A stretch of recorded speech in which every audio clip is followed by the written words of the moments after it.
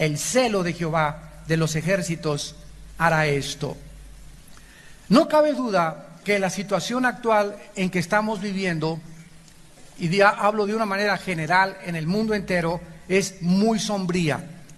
Por todos lados estamos escuchando ahorita acerca del deterioro del medio ambiente, del calentamiento gravísimo que se inicia ya, pronostican este año en el planeta Tierra, de la devastación, de la deforestación de la ecología, guerras interminables, sangrientos crímenes, violencia, divorcios, drogadicción, inmoralidad, etcétera, etcétera. Los políticos, por otro lado, buscan desesperadamente sistemas de gobiernos que funcionen y están regresando unos al socialismo, otros al capitalismo, otros no quieren la democracia, otros prefieren las dictaduras. Los científicos también, por otro lado, se encuentran jugando a ser dioses al querer manipular la genética. Los filósofos están cada día más confundidos y en cuanto al origen de la vida y el significado y el propósito que el ser humano tiene para vivir. La climatología se ha vuelto loca y nuestro planeta se encuentra con síntomas de enfermedad terminal. ¿En qué va a terminar todo esto? Se hacen foros por todos lados, paneles por todos lados, tratando de dar una respuesta, y el hombre cada vez se encuentra más y más y más sumido en problemas que van más allá de nuestra capacidad para poder resolverlos. ¿Habrá alguna esperanza para la vida humana? ¿Podrá el ser humano resolver todos estos problemas con los avances tecnológicos que hemos alcanzado y con los avances científicos y descubrimientos que hemos logrado? La Biblia nos responde claramente con un rotundo no. Jamás el ser humano ha podido ni podrá resolver estos problemas que nos han rebasado precisamente porque no somos dioses. Y nos encontramos ante un basurero que es nuestro planeta Tierra, el cual nosotros lo hemos infectado. Y cuando metemos las manos para poder decir, el hombre llegó a la luna, el hombre está manipulando el genoma humano, el hombre ha hecho esto científicamente, el hombre puede lograr la época de Acuario, el hombre va a vencer, pues como no lo hemos hecho, vamos a esperar que los ovnis aterricen y nos salven de una catástrofe. O vamos a esperar a que los economistas con sus soluciones puedan mejorar la pobreza en el mundo. O que los filósofos inventen una nueva religión en la que todos los seres humanos se puedan conglomerar. Sin embargo, la Biblia nos ofrece la única esperanza que tiene la humanidad. Y esta esperanza se encuentra en una persona, en la vida del Hijo de Dios, en el Señor Jesucristo. En este pasaje, y vamos a titular la conferencia de hoy, La futura esperanza del mundo. La futura esperanza del mundo. A pesar de toda esta situación tan tenebrosa, tan siniestra, tan sombría, en la que el mundo se encuentra, estamos viendo una luz que está atravesando desde hace 2000 años todas estas tinieblas que cubren el mundo de una manera espectacular y significativa después de la muerte y ascensión de Jesucristo en la tierra de Jerusalén. La Biblia dice en el versículo 1, no habrá siempre oscuridad para la que está ahora en angustia. Todas aquellas personas desde que Cristo vino al mundo hasta nuestros días, ya no tenemos por qué vivir en angustia. Porque aunque estamos rodeados de problemas y de tribulaciones, no estamos angustiados. Muchos han sido derribados, pero nadie nos ha podido destruir. Estamos perseguidos, pero jamás seremos abandonados por aquel que dice, cuando el justo caiga, yo lo levantaré porque mi mano te sostiene. Estas tinieblas han comenzado ya a ser parte de todo el mundo que nos rodea, pero los cristianos son los seres humanos que han podido ver esa luz, no en el Papa, no en un presidente de una nación, no en un dictador, no en un filósofo, no en Sócrates, no en Demóstenes, no en ninguna persona, ni en Aristóteles, ni en Buda, ni en Mahoma, ni en nadie más que una luz que vino hace 2000 años y que se llamó Jesucristo. Cuando esa luz tú la ves comienzas por primera vez a seguir esa luz, como guió a los reyes magos que fueron hasta Belén de Judea, donde iban a ser el Salvador, tú cuando comienzas a leer esa luz, comienzas a salir de las tinieblas. Comienzas a darte cuenta que esa luz te está guiando a un lugar seguro, te está guiando a un lugar de esperanza. Y cada vez que te apartas de seguir esa luz, te vuelven a rodear otra vez las tinieblas, la angustia, la desesperación, la depresión. Porque Jesucristo dijo: yo soy la luz del mundo, y cualquiera de ustedes que me sigue no andará en tinieblas.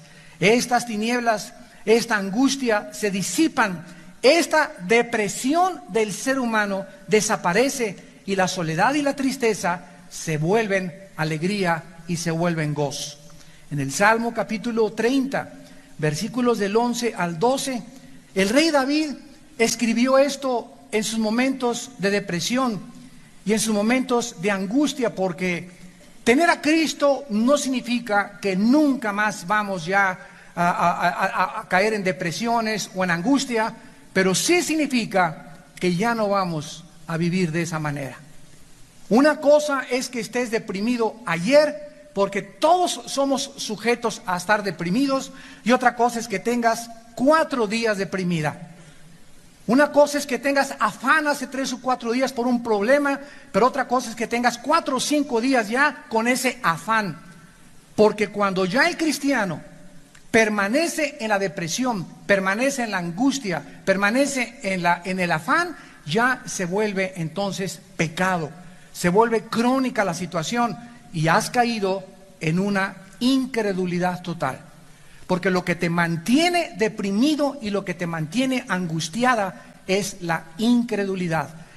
Tú crees lo que tus pensamientos te dicen: yo no voy a salir de esto, mi situación no se va a arreglar. Pero en lugar de que no le hagas caso a tus pensamientos y le hagas caso a los pensamientos de Dios, ya no veas lo que tú piensas, comienza a pensar lo que Dios piensa de ti. A mí no me importa ya qué pienso yo de mí. A mí yo puedo ver delante de mí un futuro negro, o que se me va a caer la casa, o que no hay problemas, o rodeado de angustias, pero ya no quiero pensar lo que yo pienso de mí. Vengo a la Biblia y le digo: ¿qué tú piensas de mí, Señor? Y el Señor me contesta en el Salmo 30, versículo 11: voy a cambiar tu lamento en baile, voy a desatar tu cilicio y te voy a ceñir de alegría. Por tanto, a ti cantaré, gloria mía, y no estaré callado. Jehová Dios mío, te alabaré para siempre. En estos momentos de depresión, en estos momentos de angustia, en lugar de que te hundas, ven a la palabra de Dios y encuentra estas palabras y hazlas tuyas, apropiatelas. Oh Señor, esto no me va a durar hasta mañana o 3 días. Esta angustia no me va a durar toda la semana. Esta preocupación, tú me vas a sacar de esto y vas a cambiar mi lamento en baile, me vas a desatar mi cilicio, y por lo tanto a ti cantaré. Cuando tú tomas esta actitud de fe, porque esto es la fe, creer lo que Dios dice, y sin fe es imposible agradar a Dios. Cuando tú tomas esta actitud de confianza, que crees lo que Dios te dice, lo que Él piensa de ti, y mis pensamientos, dice Dios, para tu vida son de paz. Mis pensamientos para ti son de prosperidad, pero no solamente económica, una prosperidad donde tú salgas adelante y donde te realices como la persona por lo cual yo te crié. Estos son los pensamientos de Dios. Cuando tú haces eso de una forma invisible, sobrenatural, las tinieblas se comienzan a apartar de tu vida. Porque las tinieblas son el reino de Satanás. Ahí es donde opera Satanás. Satanás opera en la depresión, en la angustia, en la ignorancia. Ahí es cuando él comienza a atormentar. Y el blanco del enemigo es la mente humana. Si él llega a convencerte que eres un desdichado, despreciable, que nunca le va a hacer nada, que te dicen en tu tierra, Gutierritos. Si Satanás te convence que tú nunca te vas a volver a casar otra vez, porque el marido con el que te casaste era un tumor canceroso, por ahí error que cometiste. Si el diablo te comienza a convencer de que nunca te vas a casar, o que te va a pasar esto, o que nunca vas a salir de perico perro, o lo que sea, entonces Satanás te tiene gobernada tu mente. Levanta una muralla, una estructura, una fortaleza mental donde comienza a gobernar tus pensamientos. Y esto es lo que Jesucristo nos vino a traer del cielo. rechazando pensamientos y rechazando toda altivez que se levanta contra el conocimiento de Dios, dice 2 Corintios 10, y capturando, trayendo cautivo, aprisionando estos pensamientos a la obediencia a Cristo Jesús. Es una guerra mental, es una guerra que aquí se libra. La mente es el campo de la batalla del enemigo. Entonces, estas tinieblas no van a durar para siempre, dice la Biblia. La que estaba en angustia, regresamos a Isaías, y en oscuridad, no habrá siempre oscuridad para los que están en angustia. La esperanza para este brillante y glorioso futuro se encuentra en Jesucristo. Comenzamos los cristianos a vivirlo, a experimentarlo, a probar que es real. Una cosa es que tú me escuches en esta mañana predicarte acerca de esto, y otra cosa es que tú lo hayas vivido. Entonces no es hasta que tú lo experimentas, hasta que tú atraviesas por esa situación en la que dices: yo estuve la semana pasada deprimido y lo probé, me hinqué, oré, alabé a Dios y verdaderamente me siento hasta con más energía. No es hasta que tú lo experimentas, no cuando lo oigas, sino cuando tú lo vivas, cuando descubres que es verdad, cuando descubres que Dios es cierto. Y hay miles de cristianos que no han experimentado a Dios. Viven de experiencias ajenas. Sí, Dios es bueno, pero yo no sé qué ha sido bueno conmigo. Dios es proveedor, pero hasta ahorita no me provee nada. Dios es justicia, pero a mí no me ha hecho justicia. Dios es la bandera, pero yo no llevo una bandera a nadie, ni hablo a nadie de Cristo, ni soy testimonio de Cristo. Y todo solamente es intelectual, pero no lo has vivido. Y Dios quiere que nosotros lo experimentemos de una forma personal e individual. En la primera carta del apóstol Juan, primera de Juan capítulo 1, la Biblia nos muestra en segundo lugar que estas tinieblas de las cuales Isaías está hablando, el pueblo que andaba en tinieblas vio gran luz, y los que moraban en tierra de sombra de muerte, luz resplandeció sobre ellas. Recuerda que las tinieblas y la ignorancia y el pecado son trillizos. Las tinieblas, la ignorancia y el pecado son tres hermanas. ¿Y por qué hermanas dicen las hermanas? Bueno, hermanos entonces. Pero los tres siempre andan juntos.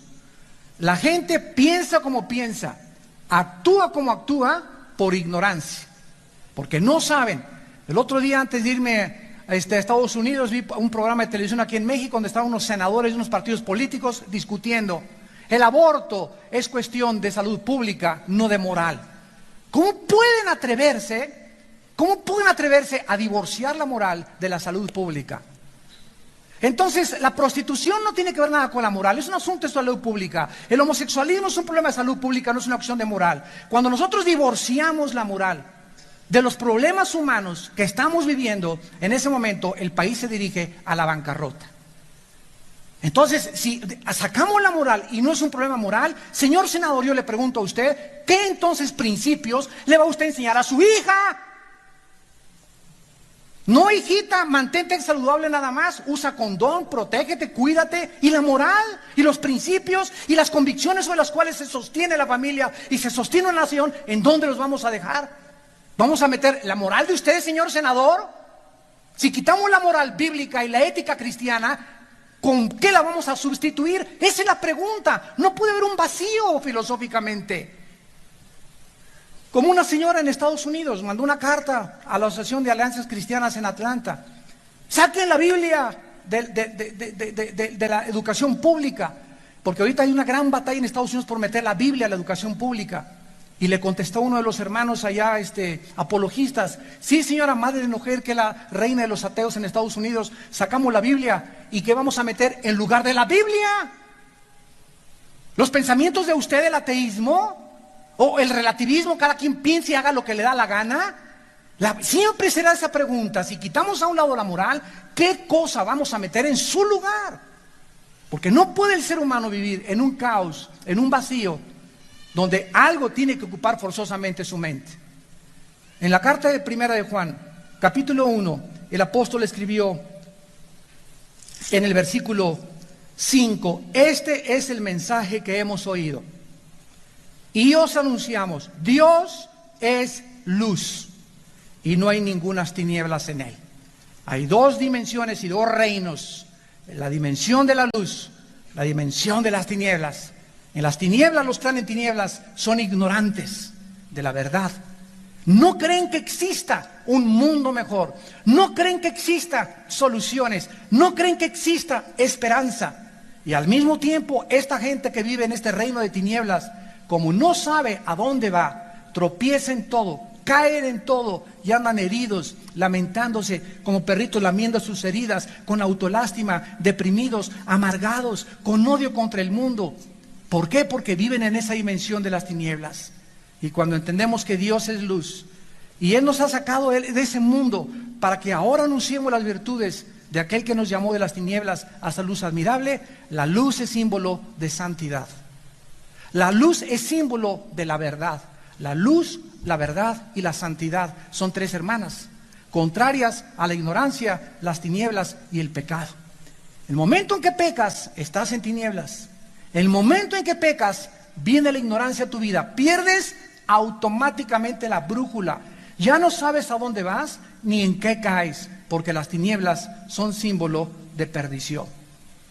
Dice aquí mismo en la primera carta de Juan, capítulo 2, versículo 8, sin embargo les escribo un mandamiento nuevo que es verdadero, en Él y en vosotros, porque las tinieblas van pasando y la luz verdadera ya alumbra. Esta es la vida de un cristiano.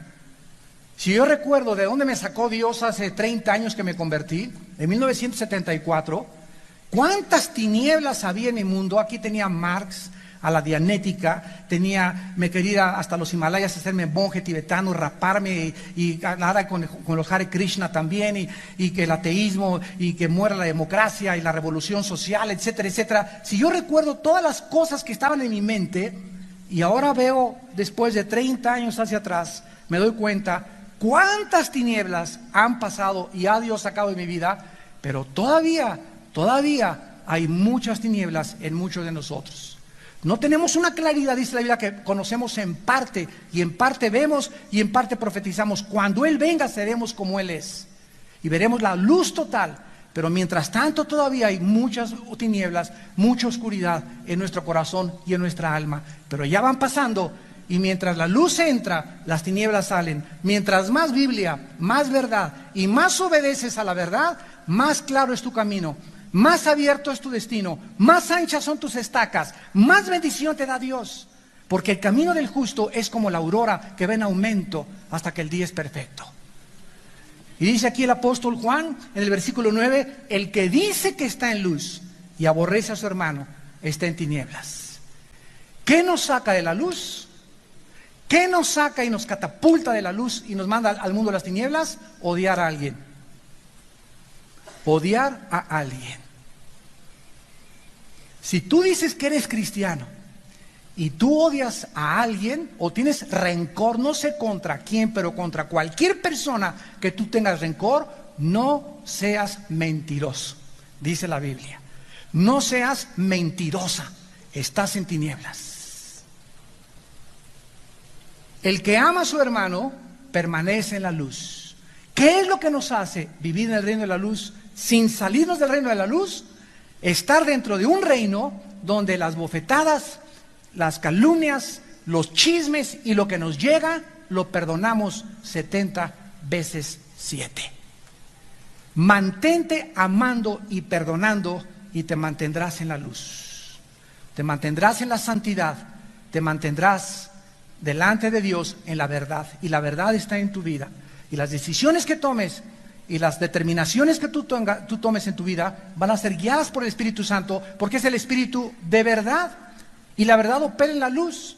Pero si tú odias y tienes rencor, el Espíritu Santo ya no te puede guiar, pierdes la dirección de Dios, no dejas de ser hijo de Dios, pero Dios ya no te puede guiar, porque para que Dios te guíe necesitas sacar las tinieblas, y para que salgan las tinieblas necesitas perdonar con todo tu corazón. Señor, mi ex esposo me hizo tal y tal y tal y me amarró como guajolote a la silla de la casa y mi esposa se fue hasta con el gallo Giro, y mi exnovio me violó, me abusó de mí, etcétera, etcétera. Padre Santo, tú sabes, oh Dios, cuánto rencor tengo, cuánto coraje, tengo una ira dentro de mi vida que clamo por la justicia. ¿Por qué me hicieron esto a mí? Y que cruje los dientes. Pero en ese momento, Señor, este coraje que tengo me está enfermando. Este odio y esta amargura me está haciendo daño a mi estómago, a mi hígado, a mi corazón. Como el chiste de Pepito, que traía Pepito una tarántula aquí grandota en el pecho. Y le dice a una niña: oye, Pepito, ¿por qué traes esta tarántula aquí? Porque cuando vea a Jorgito que me pegó el otro día, se la voy a echar para que le pique a él. Y le dice la niña: pues antes de que le pique a él, ya te picó a ti primero. Así es traer el veneno aquí, queremos vengarnos de alguien y me las vas a pagar. Y ese odio, sin que te des cuenta, te está autodestruyendo. Te mina y te aparta de la gracia de Dios. Dios no puede trabajar en tu vida porque Dios es luz. Ningunas tinieblas hay en Él, y el odio nos hace vivir en las tinieblas. El pueblo que vivía en tinieblas vio gran luz, ya lo hemos visto en Cristo. ¿Por qué vamos a regresar a las tinieblas otra vez? ¿Por qué vamos a seguir con ese corazón que teníamos antes de venganza, de rencor, de odio contra tantas cosas? Todos aquí en la iglesia, todos hemos sido lastimados, heridos, traicionados alguna época en tu vida. Y si no, eres San Martín de Porres. Todos somos puros ex. Aquí no hay nadie a quien en el pasado no le han hecho daño. A unas las violaron, a otras las abusaron, a otros te traicionaron, a otros te quitaron el negocio, a otros lo metieron a la cárcel, a otros los calumniaron, a otros los chismearon, a otros los dejaron, a otros, ¿verdad? Todos somos puros ex en la iglesia, pero todos estamos viviendo en el reino de la luz y estamos aprendiendo que no podemos vivir con rencor contra nadie si nos queremos mantener en la luz del Señor. Dice el versículo 11 de 1 Juan 2, el que aborrece a su hermano, escucha, está en tinieblas, anda en tinieblas y no sabe a dónde va, porque las tinieblas le ciegan los ojos o le han cegado los ojos. ¿Qué hacen las tinieblas? ¿Verdad? No sabes a dónde vas. Inmediatamente pierdes la brújula, pierdes la dirección del Espíritu Santo. Te remontas otra vez a la ignorancia. Y aunque digas, soy cristiano, esto y el otro, ahí traes coraje, ahí traes rencor. Mentirosa, mentiroso. Saca eso de tu corazón y entonces di que vives en luz, porque Dios es luz y ningunas tinieblas hay en Él.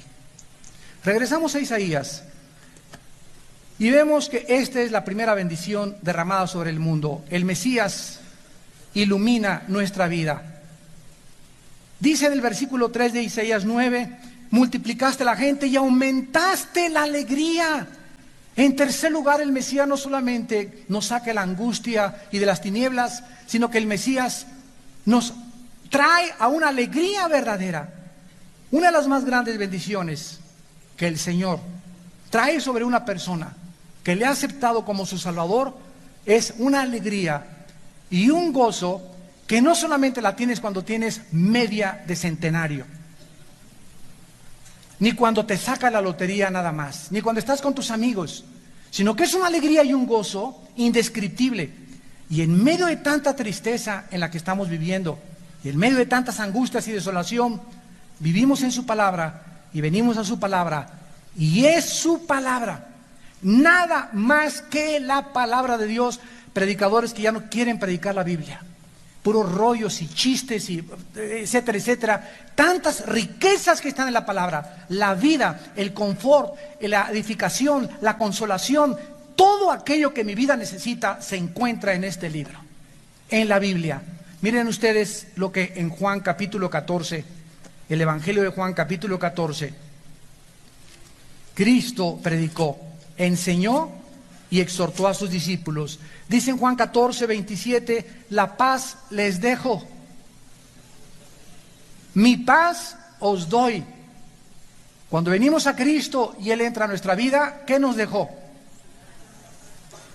¿En quién nos las dejó?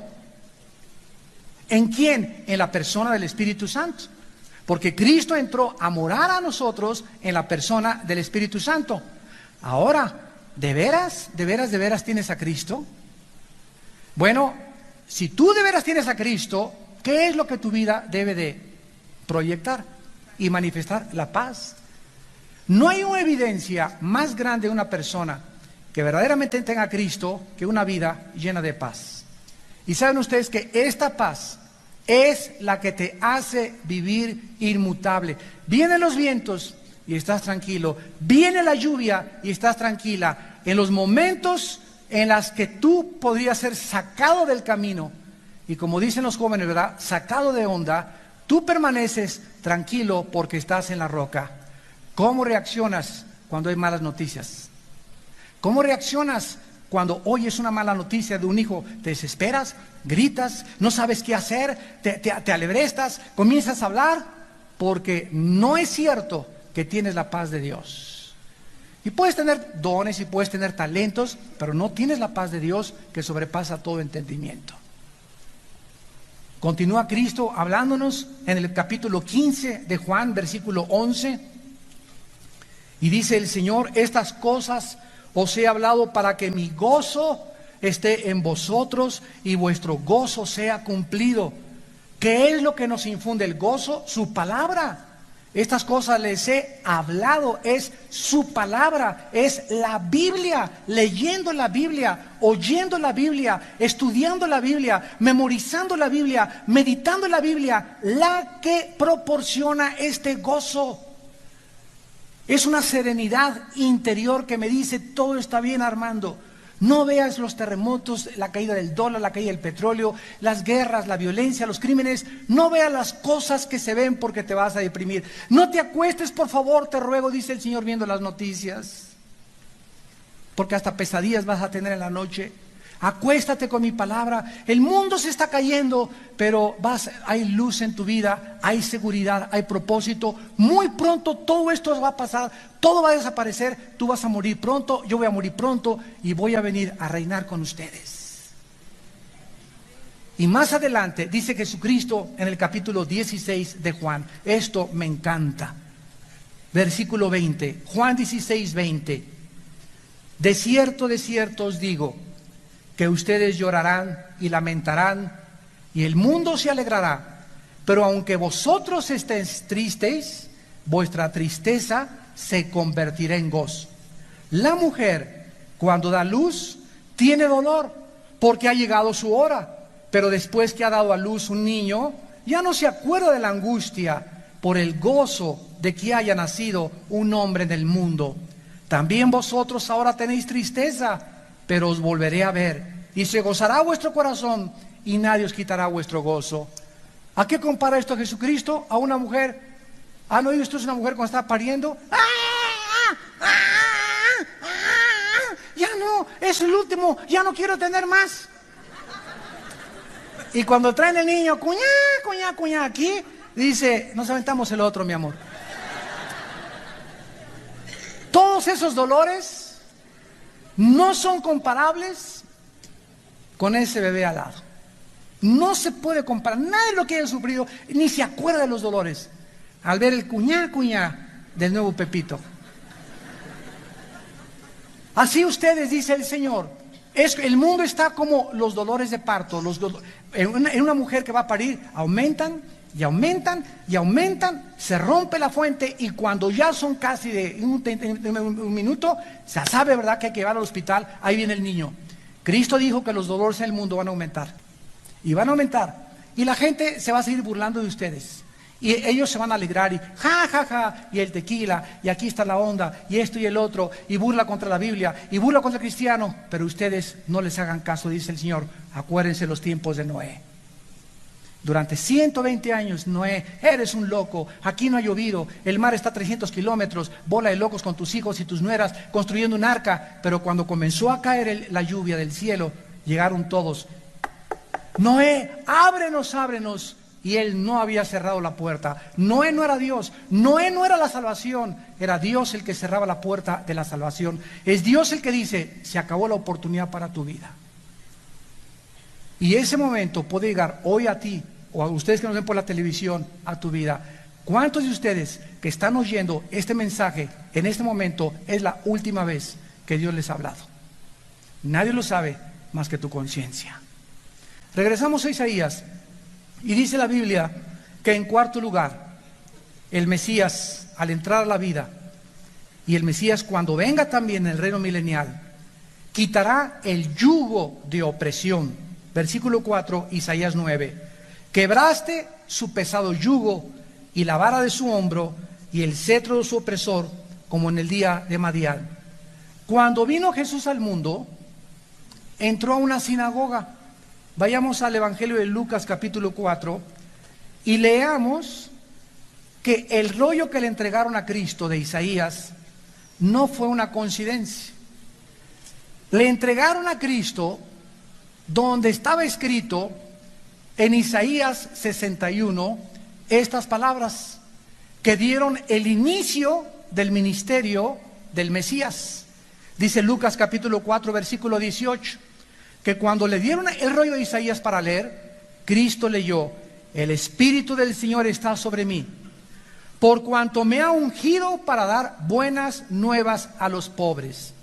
Lo primero que hizo Dios con su Hijo fue darle al Espíritu Santo, para que el mensaje y el ministerio de Cristo fuera dirigido no a los pobres en dinero, no a los pobres económicamente, sino como dice Mateo 5, los pobres en espíritu. Aquellos seres humanos que se ven a sí mismos como un asco. Señor, yo no tengo nada que ofrecerte. Y no como aquellos que yo voy a la iglesia y diezmo, y no soy como esa prostituta, y como ese drogadicto que acaba de caer, y como ese borracho, y como esa persona que se divorció. No, sino que Padre Santo, ten misericordia de mí, porque si soy lo que soy es por tu gracia y tú has tenido misericordia de todos. A esos vino Jesucristo.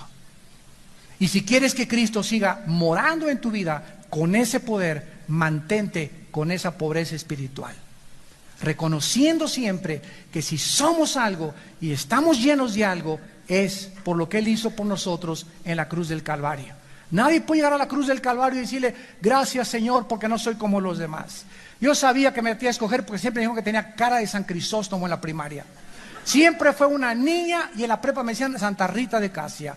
Mira, Señor, gracias porque asilos, y yo sabía que algo tenía yo de bueno. Ninguna persona puede venir a Cristo con esta actitud. Cuando llegamos a la cruz tenemos que llegar: Padre, ten misericordia de mí. No tengo nada que ofrecerte. Vengo como un limosnero espiritual. Así, sin nada que ofrecerte, vengo a que tengas misericordia de mi vida. A esos vino Jesús. Y Jesús, cuando caminó, veía los corazones de todos y sabía quién tenía esa actitud, y a ellos les vino a dar buenas noticias. Me ha enviado a sanar a los quebrantados de corazón, a pregonar libertad a los cautivos, vista a los ciegos, a poner en libertad a los oprimidos y a predicar el año agradable del Señor. El 99% de todos nosotros que venimos a Cristo, aunque tú no lo sepas ni lo hayas sentido, estábamos bien endemoniados. Bien endemoniados estábamos. Y todavía acuérdense que en la iglesia hay ovejas, hay cabritos y hay 2 que 3 alacranes. Así es. ¿Cuánta gente hay en la iglesia? Creí que todos eran puros serafines y puros querubines. Y hay una hermana que es chismosa. Hoy estás en medio de la cizaña y el trigo. Así que aquí en la iglesia hay cabritos y hay ovejas y alacranes y lobos también. Y lo único que te va a guardar de los alacranes que hay en las iglesias y de los lobos que hay en las iglesias es que viva cerca de Dios. Porque el que vive al abrigo del Altísimo morará bajo su sombra. Y Dios te va a proteger de esos piquetes, de esos alacranes, y les va a hacer que se piquen ellos solos. Ándele, que le vaya bien. Regresamos a Isaías y vemos que cuando venga Cristo, en el versículo 5 de Isaías 9, cuando venga Cristo en cuarto lugar, no solamente trajo la luz, aumentó la alegría, nos quitó el yugo de opresión, sino que traerá la paz al mundo.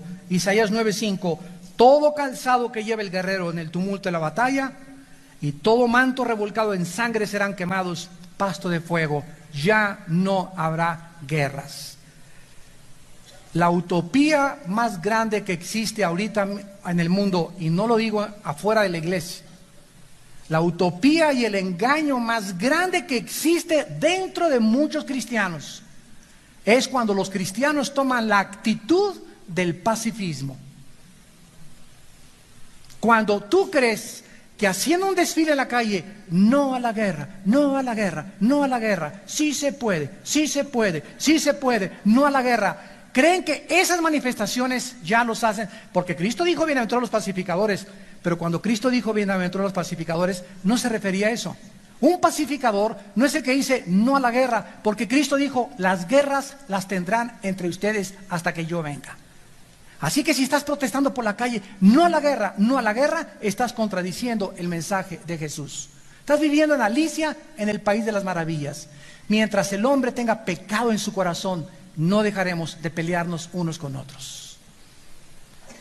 Quiero leerles una carta que escribió la mente más brillante, o de los más brillantes del siglo XX, C.S. Lewis. Ese fue el hombre que hizo esos libros o esa película de Narnia que la llevaron a la pantalla después cinematográfica. Y vean ustedes lo que escribió antes de la Segunda Guerra Mundial. La guerra no crea ninguna situación absolutamente nueva. Simplemente agrava la situación permanente humana para que ya no podamos ignorarla. La vida humana siempre ha sido vivida en la orilla de un precipicio. La cultura humana siempre ha tenido que existir bajo la sombra de algo infinitamente más importante que ella. Estamos equivocados cuando comparamos la guerra con la vida normal. La vida nunca ha sido normal. Así que cuando alguien dice, no, es que la guerra es algo inexistente, es que el mundo desde que existe, de acuerdo al Instituto para la Investigación de la Paz, en Suecia y Estocolmo, de los 6.000 años de historia, hemos vivido 25 años de paz. La historia humana es una historia de guerras. Y si no hay guerras de Irak contra Estados Unidos y contra el mundo, hay guerra en tu familia, mira cómo tratas a tu esposa. Hay guerra en tu corazón, mira cómo tratas a tus papás. Mira cómo tratas a tus maestros, mira el odio que le tienes al gobierno, mira el odio que le tienes a los diputados, mira el odio que le tienes a las enfermeras, el odio que tienes a otro partido político. Hay guerra en el corazón del hombre. Pues siempre, mientras el pecado haya dentro del corazón, siempre habrá guerras. Entonces, estas guerras no van a terminar hasta que Cristo regrese. Él va a ser el príncipe de la paz. Vendrá el Mesías, y dice el versículo 6 de Isaías, capítulo 9, versículos 6 y 7, con 5 maravillosos nombres que se le dan a este hombre maravilloso que fue Jesucristo. Dice Isaías 9:6, un niño nos ha nacido. Aquí encontramos en primer lugar al Dios hombre. Se profetiza aquí tanto su divinidad como su humanidad. La frase un niño nos es nacido nos habla de su humanidad. Vendría al mundo como un ser humano nacido mediante un milagro, una virgen. ¿Cómo puede una virgen parir? Pues si pare ya no es virgen, ¿verdad? Y en primer lugar, si se embarazó, tampoco ya no es virgen. Entonces se profetiza que el Mesías vendría a través de una virgen que no sería tocada, una doncella por un hombre, sino que el santo ser que iba a ser engendrado, que iba a fecundar el óvulo de María, sería un esperma puesto por Dios, puesto por el Espíritu Santo. En segundo lugar dice la Biblia, y el principado sobre su hombro, él cuando venga gobernará al mundo con justicia perfecta y reinará como Rey de reyes y Señor de señores. Y donde vamos a ir en diciembre a Jerusalén será el lugar donde él descienda en el monte de los olivos. Y se va a hacer un valle del este al oeste, al occidente, del norte hacia el sur. Una cruz se va a hacer como un terremoto donde el Mesías ponga sus pies en el monte de los olivos. Y ahí vamos a reinar con él. Ahí vamos a estar en Jerusalén, porque Jerusalén es el lugar que Dios ha escogido para que ahí reine Jesucristo y como corregente el rey David. Y ahí estaremos danzando y vendrán los redimidos de Jehová y gozo y alegría habrá en sus corazones y ya no habrá lágrimas, ni tristeza, ni angustia, ni depresión y volverás hacia atrás y dirás, valió la pena vivir para Jesucristo. En tercer lugar dice la Biblia que su nombre será admirable. Esta palabra es Pelé en el hebreo, como el futbolista Pelé. Y no fue una coincidencia que le pusieran a este futbolista Pelé. Porque la palabra Pelé significa admirable. Y así como Pelé, el futbolista, admiró con sus dribblings y con todo lo que hizo en el fútbol soccer, Cristo, al entrar al mundo, fue el hombre más admirable. Sorprendió con sus obras, con sus milagros, sanidades, echó fuera demonios, caminó sobre las aguas, resucitó muertos, controló a los animales, a los peces, se transfiguró en su gloria y majestad delante de 3 apóstoles. Él era ese admirable, ese maravilloso Jesucristo que se le apareció en Patmos a Juan y que le dijo: yo soy el que estuve muerto, mas he aquí que vivo, por los siglos, soy el que regreso en mi gloria y majestad, y ustedes vendrán conmigo a reinar conmigo en este mundo. En tercer lugar, dice la Biblia que va a ser llamado consejero, que es la palabra yatz en el hebreo, que significa el que da palabras de aliento, de edificación y de exhortación. ¿Quién más sino Dios nos puede consolar? Ya no vayas con la doctora corazón, con el psicólogo, con el psiquiatra. El psicólogo te cobra para que lo escuches. Ahí te acuesta durante media hora y estás, habla y habla y habla, y él te está escuchando. Le estás pagando porque te escuche. Mejor grábalo en una grabadora. No vayas con el psiquiatra, no vayas con el cura, no, el pastor. Yo puedo decir: hermano, voy a orar contigo, pero el que te va a dar el consuelo finalmente, el que te va a dar la seguridad y la esperanza de que vas a resurgir de las cenizas y que vas a seguir viviendo en triunfo, es el Espíritu Santo. Y Cristo dijo que Él era el consolador, el Espíritu de Dios. Ese es su nombre, consejero, y ya lo tenemos dentro de nosotros. Dice la Biblia que después va a ser llamado Dios fuerte, que es el Gibor en el hebreo, que es una profecía clara de la divinidad de Cristo. Él tuvo el poder de Dios a su disposición, pero nunca lo usó bajo su propia voluntad. Padre eterno, la eternidad solo le pertenece a Dios. La naturaleza divina de Jesús, cuando murió en la tumba, esto lo voy a hablar en el otro servicio, cuando Jesús murió, no va a morir como tú vas a morir, ni como yo voy a morir. Síganme con cuidado. Cuando Lázaro estaba muerto, Jesús dijo: no está muerto, está dormido. ¿Por qué? Porque hay 2 clases de muerte: la muerte física y la muerte eterna. Y cuando tú y yo moramos, y cuando Lázaro murió como creyente, él murió la muerte física, pero no la segunda muerte. Por eso está dormido. Pero cuando Cristo murió en la cruz, escúchame, cuando Cristo murió en la cruz, murió la muerte física y murió la muerte eterna. Atravesó el pasadizo del abandono y la soledad de Dios, porque la paga del pecado es la muerte. Y si nuestros pecados fueron puestos sobre Jesucristo, Él tenía que experimentar la segunda muerte en nuestro lugar. Qué tremendo. El que tenga oídos para oír, que oiga y entienda. Y finalmente dice la Biblia: Él es el príncipe de paz.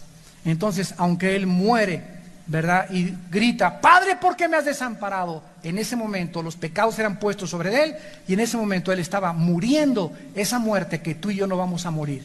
Cuando muramos tú y yo, vamos a la tumba, pero estamos dormidos, porque no vamos a pasar por la segunda muerte, que es la muerte eterna, el infierno eterno, separados por los siglos de los siglos de Dios. Príncipe de paz, Él, nuestra paz, que hizo a los 2 pueblos, uno, dice Efesios, por medio de su sangre en la cruz del Calvario. Y finalmente dice Isaías 9, en el versículo 7, que vendrá Él a establecer su reino mesiánico. Lo dilatado de su imperio y la paz no tendrán límite. Sobre el trono de David y sobre su reino, disponiéndolo y confirmándolo en juicio. Y escuchen esto: el que nos garantiza que esto va a suceder, el celo del Jehová de los ejércitos hará esto. Ahora solo falta para cumplirse estas promesas maravillosas, y estas promesas maravillosas están garantizadas por el celo de Dios. En otras palabras, ahorita existe en el Padre, allá arriba en el cielo, un celo. Esto es una pasión de que estas cosas ya se cumplan. Y esa pasión que tiene el Padre, pues nadie se la puede impedir. Y esa pasión que tiene el Padre va a hacer que esto se cumpla muy pronto en este planeta Tierra, donde tú y yo vamos a reinar eternamente por los siglos de los siglos con el Hijo de Dios. Y terminamos leyendo Apocalipsis capítulo 7, donde se nos muestra un retrato de lo que será la vida con Jesucristo en este mundo cuando Él regrese. Dice Apocalipsis 7, versículo 14. Yo le dije, Señor, tú lo sabes. Él me dijo, estos son los que han salido de la gran tribulación. Apocalipsis 7, 14. Y han lavado sus ropas y las han emblanquecido en la sangre del Cordero. Por esto están delante del trono de Dios. ¿Dónde vamos a estar? El Padre va a bajar aquí, el Padre, y su trono estará en Jerusalén. El Padre va a bajar del mundo invisible y se va a hacer visible ante nosotros, y nosotros vamos a estar enfrente de Él. Ni los querubines, ni los serafines, ni los ángeles, tú y yo, si somos fieles hasta la muerte. Y dice la Biblia, y le vamos a servir de día y de noche en su templo. ¿Qué vamos a estar haciendo? Sirviéndolo, ministrándolo a Él, no Él a nosotros. Él ya lo hizo en esta vida. Vamos a pasar ahora la eternidad sirviéndolo a Él, alabándolo a Él. Señor, en la mañana, ¿cuáles son tus órdenes para ahora? A lavar los trastes, a lavar los trastes. A cortar esas uvas, a cortar esas uvas. Y ya no habrá nada de sudor, ni va a haber, dice la Biblia, y vamos a estar sentados. Él que está sentado sobre el trono extenderá sus tabernáculos sobre ellos. O sea, esto nos habla de una protección completamente de parte de Dios. Y no vamos a tener ya sed. Señor, tengo sed. Jamás volveremos a decir tenemos sed. Ni tampoco el sol caerá sobre nosotros, ni jamás tendremos ya calor, porque el Cordero que está en medio del trono nos va a pastorear y nos va a guiar a fuentes de aguas de vida, y va a enjugar Dios nuestras lágrimas de todos nuestros ojos por los siglos de los siglos.